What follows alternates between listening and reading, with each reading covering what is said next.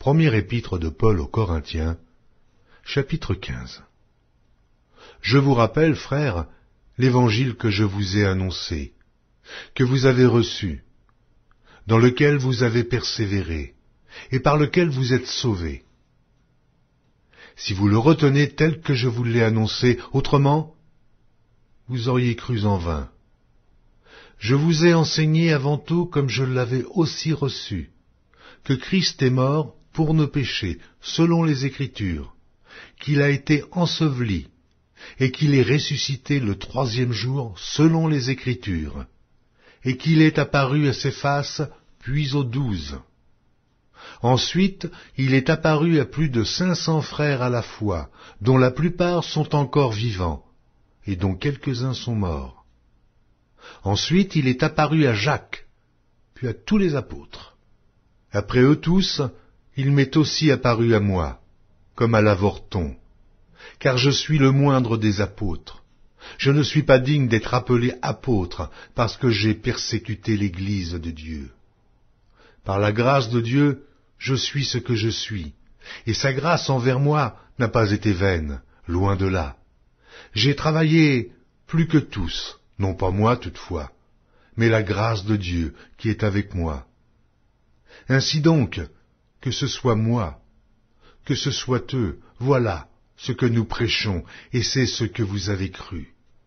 Or, si l'on prêche que Christ est ressuscité des morts, comment quelques-uns parmi vous disent-ils qu'il n'y a point de résurrection des morts? S'il n'y a point de résurrection des morts, Christ non plus n'est pas ressuscité. Et si Christ n'est pas ressuscité, notre prédication est donc vaine, et votre foi aussi est vaine. Il se trouve même que nous sommes de faux témoins à l'égard de Dieu, puisque nous avons témoigné contre Dieu qu'il a ressuscité Christ, tandis qu'il ne l'aurait pas ressuscité, si les morts ne ressuscitent point. Car si les morts ne ressuscitent point, Christ non plus n'est pas ressuscité. Et si Christ n'est pas ressuscité, votre foi est vaine. Vous êtes encore dans vos péchés, et par conséquent, aussi ceux qui sont morts en Christ sont perdus. Si c'est dans cette vie seulement que nous espérons en Christ, nous sommes les plus malheureux de tous les hommes. Mais, maintenant, Christ est ressuscité des morts, il est les prémices de ceux qui sont morts.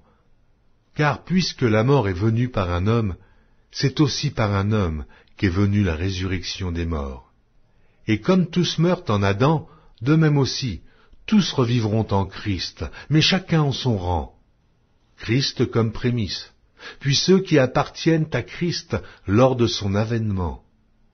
Ensuite viendra la fin, quand il remettra le royaume à celui qui est Dieu et Père, après avoir détruit toute domination, toute autorité et toute puissance. Car il faut qu'il règne, jusqu'à ce qu'il ait mis tous les ennemis sous ses pieds. Dieu, en effet, a tout mis sous ses pieds.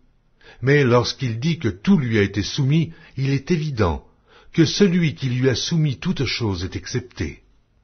Et lorsque toutes choses lui auront été soumises, alors le Fils lui-même sera soumis à celui qui lui a soumis toutes choses, afin que Dieu soit tout en tous. Autrement, que feraient ceux qui se font baptiser pour les morts, si les morts ne ressuscitent absolument pas? Pourquoi se font-ils baptiser pour eux? Et nous, pourquoi sommes-nous à toute heure en péril? Chaque jour, je suis exposé à la mort.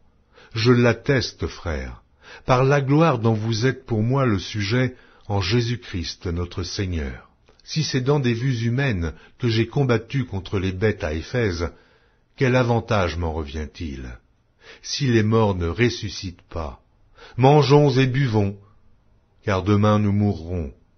Ne vous y trompez pas, les mauvaises compagnies corrompent les bonnes mœurs.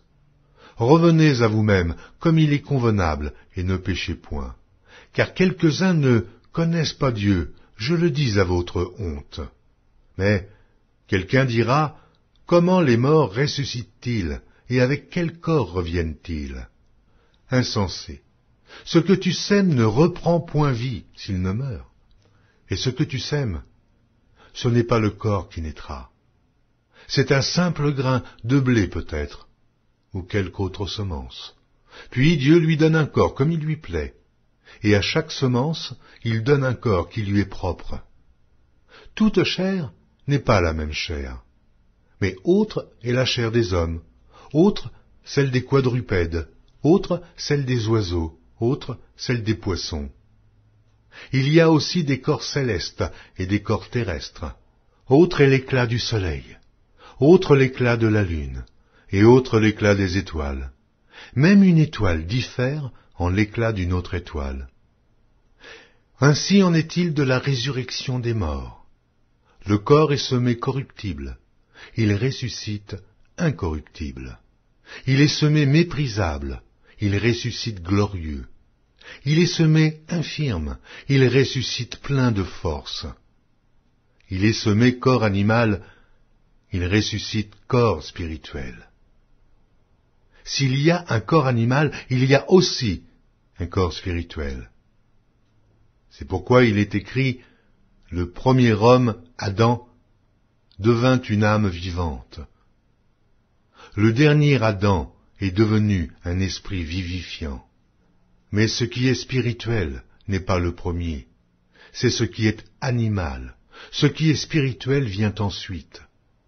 Le premier homme tiré de la terre est terrestre, le second homme est du ciel.